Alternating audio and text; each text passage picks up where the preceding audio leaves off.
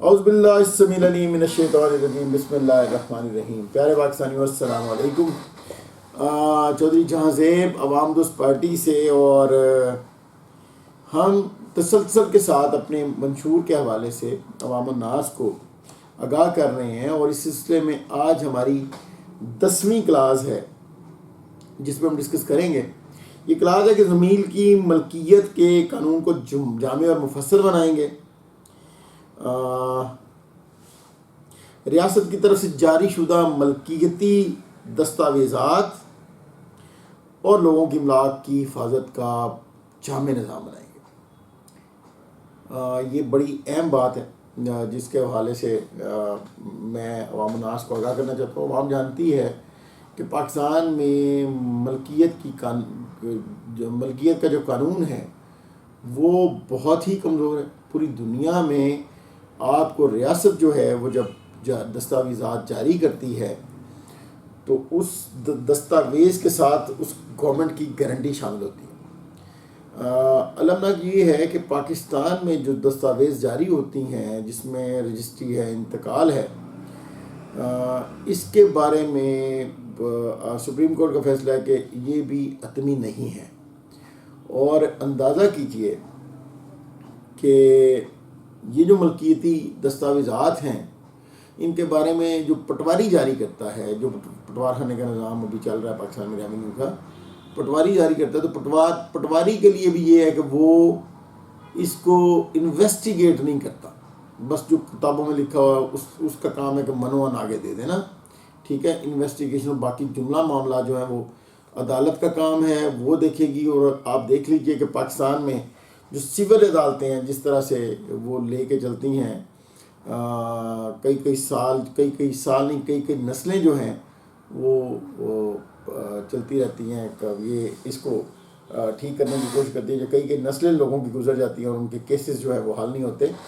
تو ہم نے سوچا کہ یہ ایک بڑا جو ہے وہ معاملہ ہے جس میں لوگوں کو پریشانی لاحق ہے، اور اس میں ملکیت کا قانون اسی طرح سے ہونا چاہیے جس طرح سے ایک نوٹ جاری کیا گیا کہ اس پہ لکھا جاتا ہے کہ حکومت پاکستان کی ضمانت سے جاری، یہ اسٹیٹ بینک کی ضمانت سے جاری کیا گیا، ٹھیک ہے.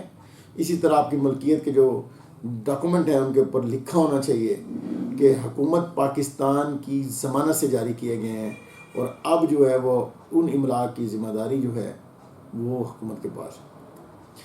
مزے کی بات یہ ہے کہ اسلامی جو سلطنت تھی اس میں املاک جو ہیں وہ ریاست کے پاس ہوتی تھی، اور ان کا مالیہ یا ان کے رینٹلز جو ہیں وہ ان پہ ریاست چل رہی ہوتی تھی.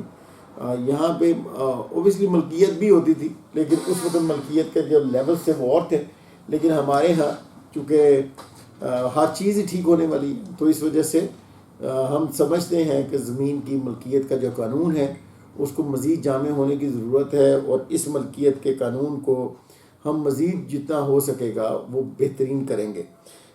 اس کے علاوہ جو ہے وہ ریاست کی طرف سے یہ جو ملکیتی دستاویزات ہیں ان کو گورنمنٹ کی ضمانت کے ساتھ جاری کرنا، یہ بہت بڑے پیمانے پہ جو قبضہ مافیا ہے پاکستان میں، اور جو ہمارے جتنے بھی لٹیرے ہیں جو لوگوں کی املاک پہ نظر رکھتے ہیں، ان میں خاص طور پہ اوورسیز پاکستانیز جو ہیں وہ جب پاکستان میں یہاں پہ بائی کرتے ہیں پراپرٹیز تو دستاویزات پوری لے کے چلے جاتے ہیں، لیکن جب کئی سالوں کے بعد واپس آتے تو پتہ چلتا کہ اسی گھر کی، اسی زمین کے قطعے کے اوپر جو انہوں نے لیا ہوا ہے یا تو کوئی اور قابض ہے، یا پھر اسی زمین کے اوپر کوئی اس وقت عمارت کھڑی ہوئی ہے. تو لوگوں کی اربوں روپے کی پراپرٹیز جو ہیں وہ آل اوور پاکستان صرف اسی غبن کی نظر ہو جاتی ہیں. تو ہم یہ سمجھتے ہیں کہ ایک پولیٹیکل پارٹی جو ہے وہ اگر کوئی نیا نظام دینا چاہ رہی ہے تو اس میں الٹیمیٹلی چھوٹی چھوٹی جو چیزیں ہیں ان کی بھی ضروری ہے. تو یہ تو بہت بڑا جو ہے وہ بنیادی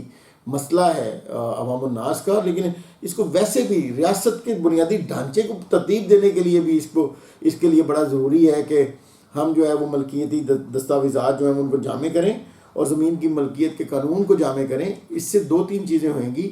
ایک تو اربن ایریاز جو ہیں وہ ڈیفائن ہو جائیں گے، رورل ایریاز جو ہیں وہ ڈیفائن ہو جائیں گے، جو ایگریکلچرل لینڈز ہیں وہ ڈیفائن ہو جائیں گے، اور لوگ بنا نہیں سکیں گے اس کے اندر اپنی املاک. آپ دیکھیں بڑے پیمانے پہ زرعی زمینیں جو گرین ایریاز جو ہیں وہ بھی اب انہوں نے شہر بڑے کرتے چلے جا رہے ہیں، اور چھوٹی چھوٹی ہاؤسنگ سوسائٹیز کوئی آپ وہ بنتی چلی جا رہی ہیں. میرا خود بھی ریئل اسٹیٹ سے تعلق ہے، اور میں بڑے اچھے طریقے سے جانتا ہوں کہ اس وقت لاہور کے اندر ہی کوئی 11-12 سوسائٹیز جو ہیں وہ غیر قانونی طور پہ چل رہی ہیں.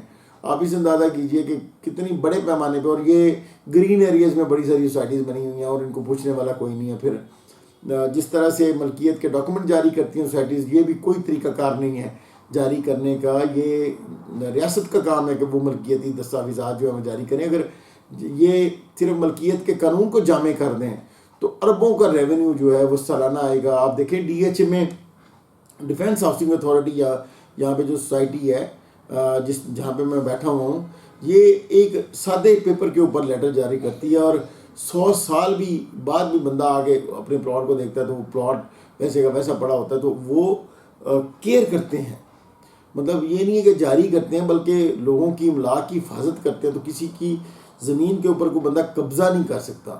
تو یہ اس میں اسٹیک ہولڈر کے طور پہ کام کرتے ہیں بینگ ہاؤسنگ سوسائٹی. تو آپ اسی وجہ سے لوگ جو ہیں وہ یہاں پہ پھر انویسٹمنٹ کرنا زیادہ بہترین سمجھتے ہیں. لیکن اگر یہی سارا پورا اوور آل جامع کر دیا جائے تو بہت ہی کمال کا کام ہوگا. ہم اس پہ خاص توجہ دیں گے انشاءاللہ، اور اس کے لیے ابھی سے بھی جتنا کام ہو سکتا ہے ریونیو ڈپارٹمنٹ کے ساتھ مل کے، نجی طور پہ جتنا کام ہو سکتا ہے، ہم چونکہ سوشیو ویلفیئر پولیٹیکل پارٹی ہیں تو ہم یہ نہیں انتظار کریں گے کہ اقتدار کب ہوگا کب نہیں ہوگا. اپنی سفارشات ہمارے پاس مختلف ہمارے فورم ہیں، جیسے عوام دوست جو ہے نا وہ ریئل اسٹیٹ کا پورا ایک اسٹرکچر ہے، عوام دوست اسٹرکچر. ہاں تو وہاں پہ بھی اس کے توسط سے بھی، اور پھر آل پاکستان ریئلٹر ایسوسیشن کو بھی ہم چونکہ وہ چلا رہے ہیں تو آل پاکستان ریئلٹر ایسوسیشن کے فورم سے بھی ہم جو ہمارے ادارے ہیں ان کو جامع جو تبدیلی ہیں ان کے لیے ہم لیٹرز لکھتے بھی رہتے ہیں، اور آئندہ بھی لکھتے رہیں گے تاکہ اس پہ جو ہے نا وہ بہتر کام ہو سکے. لاسٹلی ایک دو باتیں اور چھوٹی چھوٹی میں آپ سے کرنا چاہوں گا. ایک تو تحریک انصاف کے چیئرمین کی تبدیلی ہوئی ہے، یہ ایک بڑا ٹرن ہے، اور ملکی لیول پہ اس کے بڑے وسیع جو ہے نا وہ اثرات مرتب ہوں گے. خان صاحب کے توسط سے یہ سارا ہوا ہے.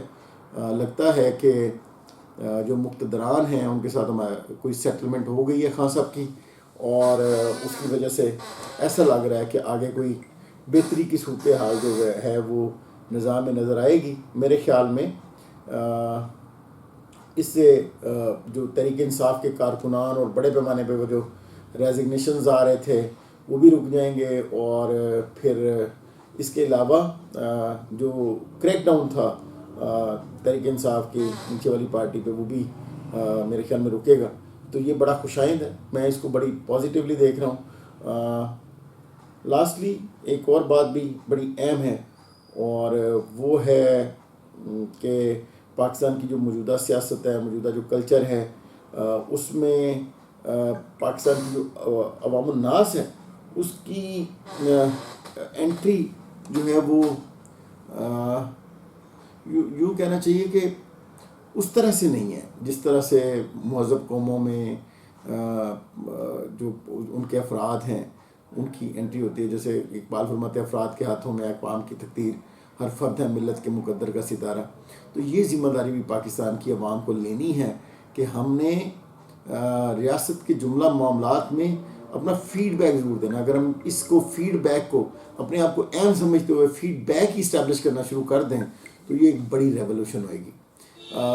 ایک اور بات جو جاتے جاتے میں ضرور کروں گا وہ یہ ہے کہ عموماً میرے ساتھ ڈسکس ہوتے ہوئے لوگ کہتے ہیں کہ ہم ایک ہجوم کی صورت ہے جی، ہم جو ہے وہ پاکستان کی یہ کوئی قوم نہیں ہے، یہ کوئی نیشن نہیں ہے، یہ ایسے بیہیو کرتی ہے جیسے ایک ہجوم بیہیو کرتا ہے.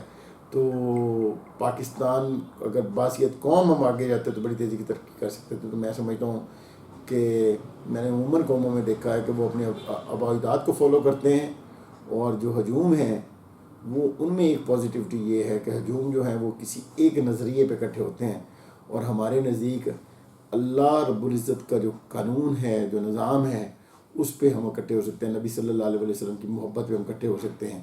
تو یہ ایک بڑا پیمانہ ہے. تو آئیے مل کے جو ہے وہ پاکستان کی بہتری کے لیے کام کریں، اور اللہ اور اللہ کے رسول صلی اللہ علیہ وسلم کی اتباع میں ہم جو ہے وہ خلق کی بہتری کا پورا نظام جو ہے اس کو اسٹیبلش کرنے کی کوشش کریں۔ بہت شکریہ آپ کا، جزاک اللہ خیر، السلام علیکم۔